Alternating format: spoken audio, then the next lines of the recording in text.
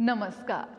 भारत की लोक कलाएं, भारत की संस्कृति, भारत के इतिहास, भारत की पहचान को दर्शाते हैं और करोड़ों कला साधक अपना पूरा जीवन समर्पित कर देते हैं इन लोक कलाओं के संरक्षण के लिए। इन्हीं कला साधकों और लोक कलाओं को समर्पित है हमारा एक खास कार्यक्रम रंग तरंग। नमस्कार, मैं हूं जया सिन्हा और हाजिर हूं रंग तरंग का एक और बहुत ही खास अंक लेकर। आज का कार्यक्रम में खास तौर पर बात होगी हमारी बेहद खूबसूरत लोक कलाओं की और इन कला साधकों की। तो देर कैसी, आइए शुरुआत करते हैं। भारत की दृश्य कला यानी कि विजुअल आर्ट्स भारत की कलात्मक और सांस्कृतिक विरासत को दर्शाते हैं। इस वक्त आप यहाँ देख सकते हैं भगवान श्री कृष्ण ने जब गोवर्धन पर्वत को अपनी एक उंगली पर उठाया था, उस प्रसंग को कितनी खूबसूरती से इस कैनवस पर पेश किया गया है। ये है पिछवाई कला। पिच और वाई, ये दो संस्कृत शब्दों से मिलकर बनी है ये कला पिछवाई आर्ट, जिसे आप आमतौर पर यानी कि मुख्यतः आप गुजरात और राजस्थान की जो श्री कृष्ण के मंदिर हैं उनमें आप इस कला को देख सकते हैं।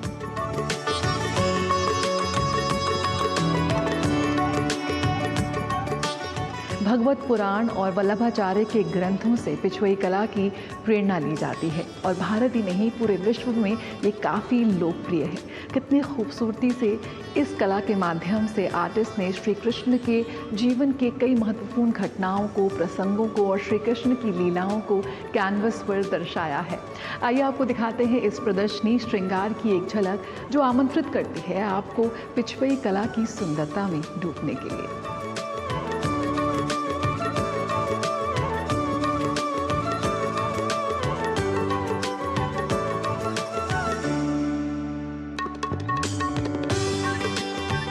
पिछवाई बेसिकली हमारा 400 साल पुराना एक कला है एंड यहाँ पर हम श्रीनाथ जी की पूजा करते हैं।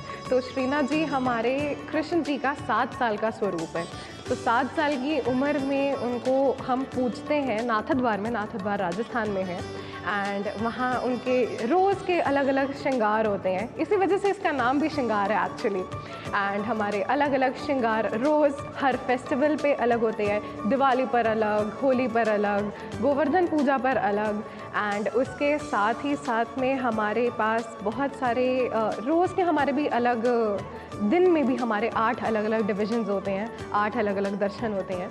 एंड उसके साथ में बस ये जो पेंटिंग्स हैं इसकी जैसे वहाँ पर रखी हुई हैं, इनको हम श्रीनाथ जी के पीछे टांगते हैं।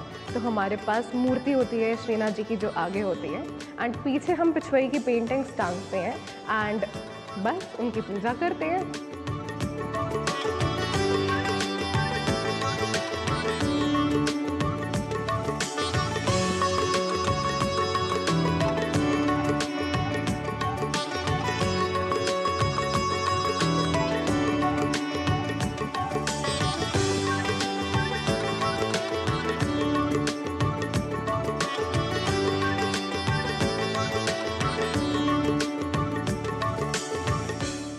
मोरकुटी पारंपरिक पिछवाई आर्ट से सुसज्जित कितनी सुंदर पेंटिंग।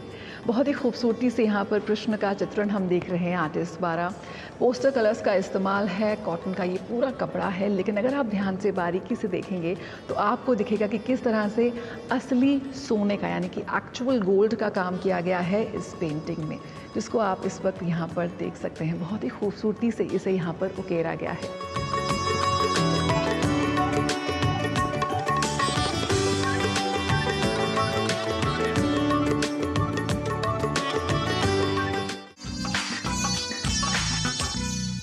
और आइए अब देख लेते हैं बीते हफ्ते कला और सांस्कृतिक जगत में क्या खास आयोजन रहे।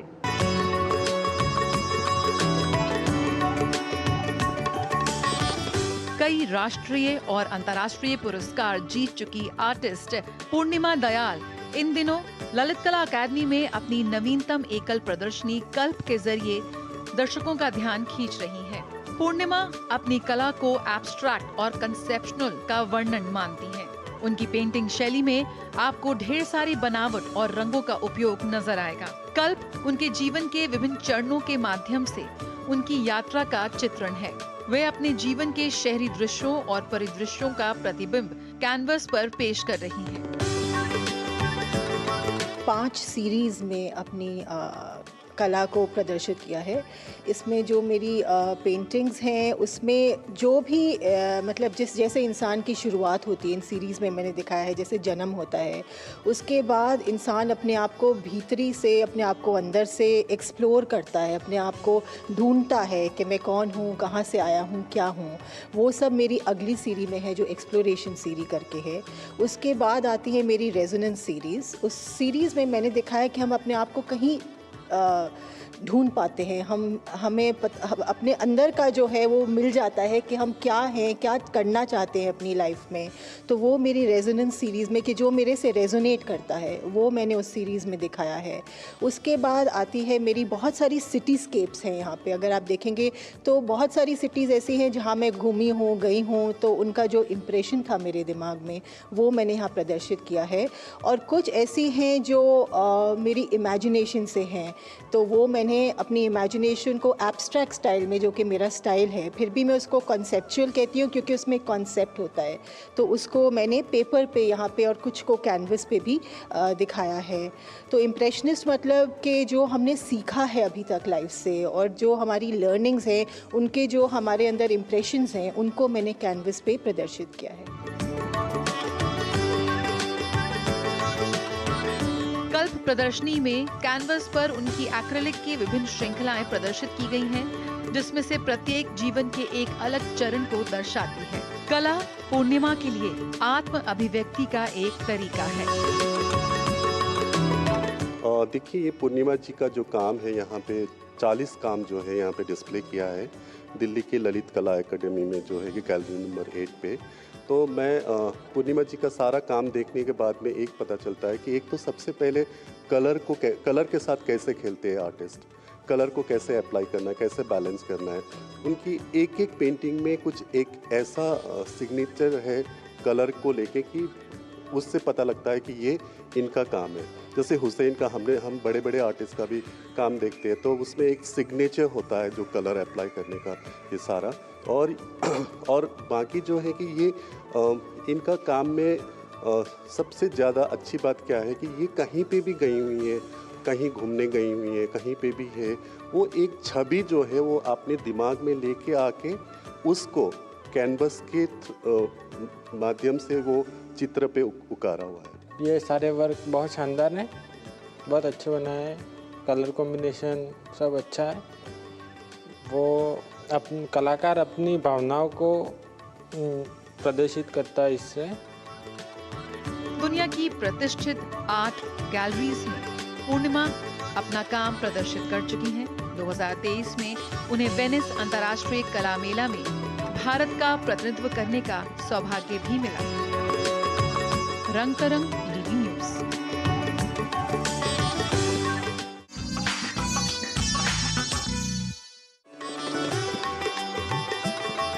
साहित्य अकादमी द्वारा प्रतिवर्ष दिए जाने वाले प्रतिष्ठित युवा साहित्य पुरस्कार बीते हफ्ते एक भव्य समारोह में प्रदान किए गए। अर्पण समारोह में 22 युवा लेखक पुरस्कृत किए गए। साहित्य अकादमी के अध्यक्ष माधव कौशिक द्वारा पुरस्कार प्रदान किए गए। समारोह में मुख्य अतिथि के तौर पर लब्ध प्रतिष्ठित अंग्रेजी विद्वान, साहित्यकार, अनुवादक एवं पत्रकार जेरी पिंटो उपस्थित रहे। हिंदी के लिए पुरस्कार गौरव पांडे की कविता संग्रह स्मृतियों के बीच घिरी है पृथ्वी को प्रदान किया गया। पंजाबी के लिए रणधीर की कविता संग्रह खत जो लिखड़ों रह गए तथा उर्दू के लिए जावेद अंबर मिसबाही के कहानी संग्रह स्टेपनी को युवा साहित्य पुरस्कार से पुरस्कृत किया गया। असमिया भाषा में कहानी संग्रह जालकोटा जुई के लिए नयन ज्योति शर्मा को, तो वहीं बांग्ला भाषा में देराजे हालूद फूल कता जन्मा कविता संग्रह के लिए सुतपा चक्रवर्ती को पुरस्कृत किया गया। यकीनन ये पुरस्कृत युवा लेखक केवल अपनी भाषा के रचनाकार ही नहीं, बल्कि अपनी अपनी भाषा को बचाए रखने वाले सेनापति के रूप में भी सराहना बटोर रहे हैं। ये युवा प्रतिभाएं सभी देशवासियों के दिलों में आशा और उत्साह का संचार करती हैं। रंग तरंग डीडी न्यूज़।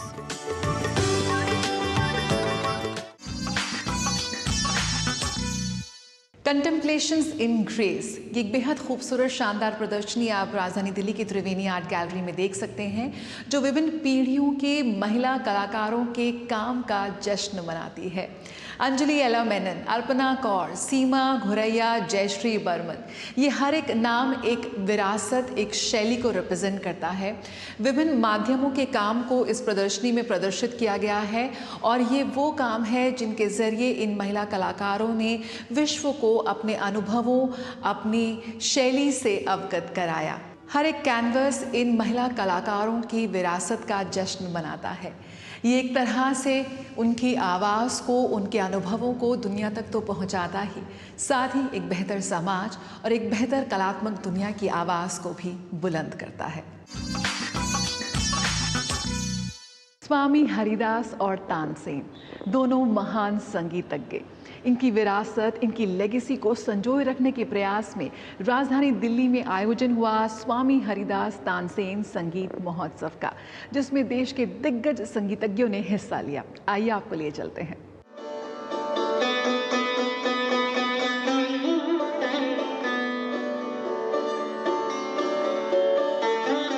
छब्बीसवें स्वामी हरिदास तानसेन संगीत नृत्य महोत्सव में भारतीय शास्त्रीय संगीत और नृत्य की समृद्ध परंपरा को भव्य रूप से प्रस्तुत किया गया। 82 वर्षीय पद्म भूषण डॉक्टर उमा शर्मा द्वारा क्यूरेट किए गए इस महोत्सव में देश के प्रमुख कलाकारों ने हिस्सा लिया।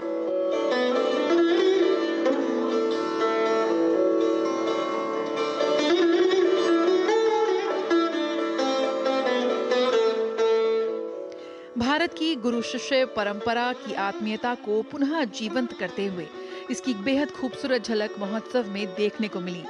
3 दिवसीय उत्सव में 2000 से अधिक लोगों ने विभिन्न कार्यक्रमों का आनंद लिया।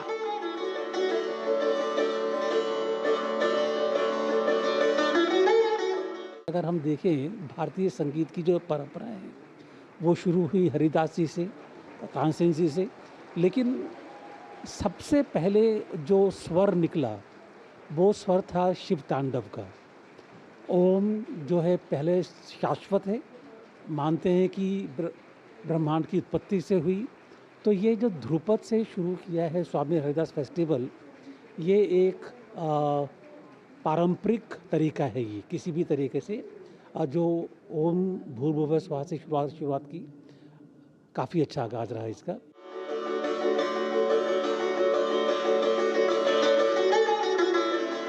महोत्सव की शुरुआत ध्रुपद के प्रख्यात गायक उस्ताद फसीफुद्दीन डागर के प्रभावशाली प्रस्तुति से हुई। उन्होंने राग कंबोजी और राग अदाना में अपनी प्रस्तुति दी।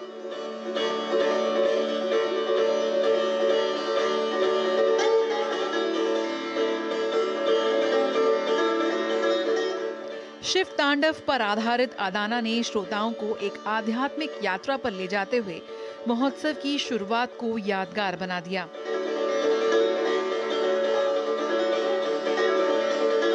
हम तो हमारे पिताजी और ताऊ जी के टाइम से उमा शर्मा जी का हम जानते हैं, और तो हम तो नेक्स्ट जनरेशन है उससे।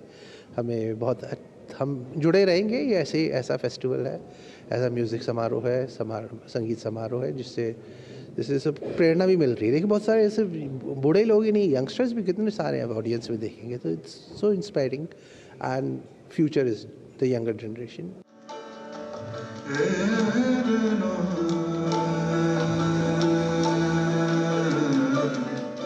इसके बाद सितार वादक उस्ताद शुजात खान ने अपनी रचना से दर्शकों को सम्मोहित किया। यकीनन ये महोत्सव भारतीय शास्त्रीय कला के संरक्षण और इसे नई पीढ़ी तक पहुंचाने का एक अद्भुत उदाहरण साबित हुआ।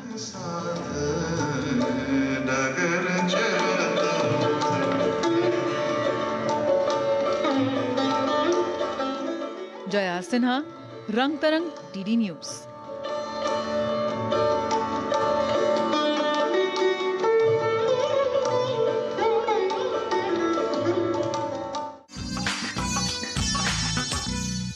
रुक करते हैं साहित्य जगत का। द लिविंग टाइम्स और Dhanbad, the economics of coal, the mafia, इन 2 किताबों का विमोचन हुआ हाल ही में राजधानी दिल्ली में। रुक करते हैं।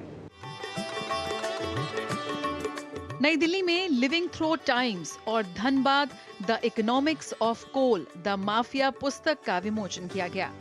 पूर्व IRS और लेखक प्रमोद गुप्ता की पुस्तक लिविंग थ्रू टाइम्स के 11 अध्याय में JNU के 50 वर्षों के ज्वलंत मुद्दों को उठाया गया है।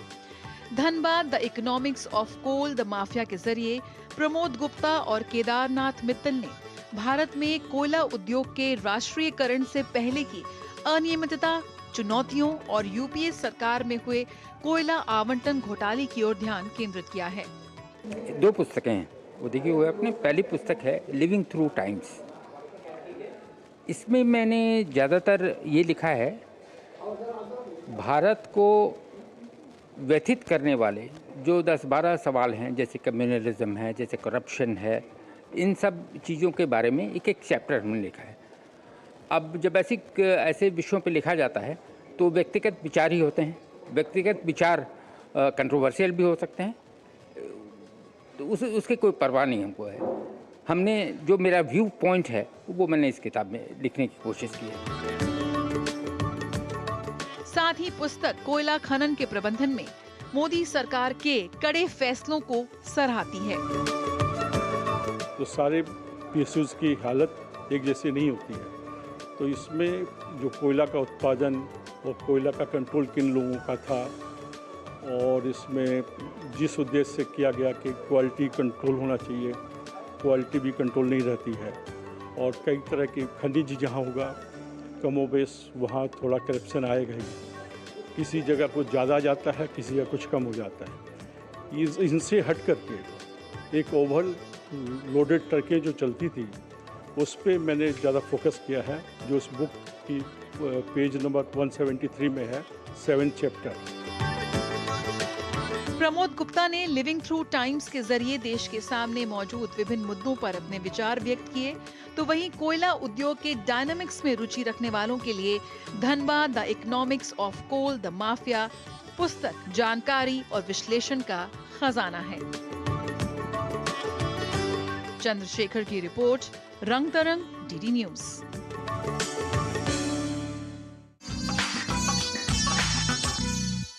आपके आसपास न जाने कितनी सारी चीजें बिखरी हुई होती हैं। क्या आपको उनमें कला नजर आती है? आर्टिस्ट पवन को नजर आई। उनके आर्ट स्टूडियो के आसपास ढेर सारी कारपेंटर की दुकानें थीं। वहां पर बची हुई लकड़ी के टुकड़ों को उन्होंने देखिए किस आर्ट के रूप में बदल दिया। ये है एक बहुत ही खास प्रदर्शनी सर्वाइवर, स्कल्पचर्स और ड्राइंग की। आर्टिस्ट पवन ने अपने आसपास से ही प्रेरणा ली और बचे हुए लकड़ी के टुकड़ों को इन बेहद खूबसूरत आर्ट फॉर्म में तब्दील कर दिया। देख सकते हैं आप ये हिरन, और इस पे लिखा है Sita found it attractive. I think will all will find it very attractive. आइए आपको दिखाते हैं इस प्रदर्शनी की एक झलक।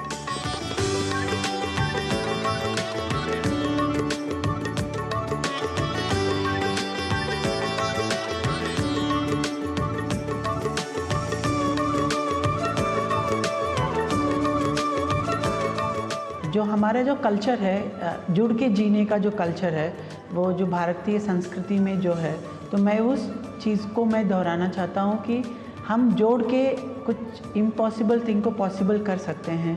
जैसे कि अभी जो आप स्कल्पचर देख रहे हो, ये लाइफ इज़ ब्यूटीफुल, इसका जो कॉन्सेप्ट है, लाइफ सुंदर है अगर एक गर्भवती महिला है जो नया जन्म दे रही है, तो उस चीज़ को मैं दोहराना चाहता हूँ कि लाइफ इज़ वेरी ब्यूटीफुल, और अगर हम जुड़ के रहे तो हम समाज को कुछ दे सकते हैं।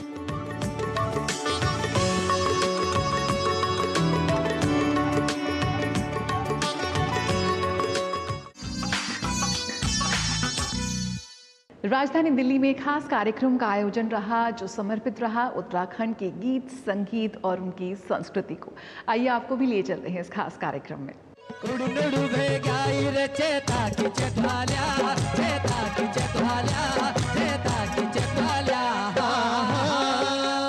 हाल ही में राजधानी दिल्ली में एक खास कार्यक्रम का आयोजन किया गया जहां पर उत्तराखंड की संस्कृति के विविध रंग देखने को मिले।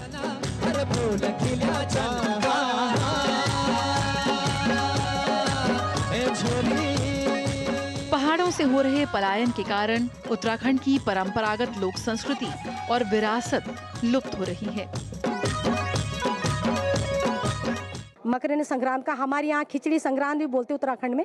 तो इस तरह के जो मैं धन्यवाद करती हूँ, चाहे हमारे दिल्ली में है, जहाँ भी बड़े शहरों में हमारे उत्तराखंड के भाई लोग रहते हैं और वो लोग अपने इस सांस्कृतिक कार्यक्रम करते हैं। तो उसमें क्या हमारे जो नई पीढ़ी के बच्चे जिनको पता ही नहीं गाँव क्या है, गीत क्या है, मांगल क्या है, जागर क्या है, लोक परंपराएं क्या है, हमारी वेशभूषा, तो ये इस तरह से जब कार्यक्रम होते हैं तो हमारे नए जनरेशन को एक अच्छा लगता है। फिर उनको फील करते हो कि हम सच में एक पहाड़ी हैं और पहाड़ी का वो फिर गर्व करते हैं कि हम पहाड़ी लोग हैं। इस आयोजन के माध्यम से एक प्रयास रहा नई पीढ़ी को उत्तराखंड के रीति रिवाज, संस्कृति और विरासत से रूबरू कराने का। इस आयोजन में बड़ी संख्या में युवाओं ने हिस्सा लिया।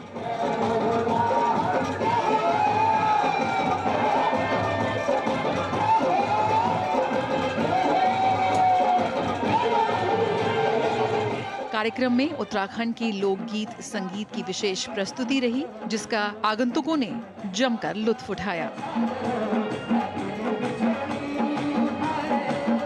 रंग तरंग, डीडी न्यूज़।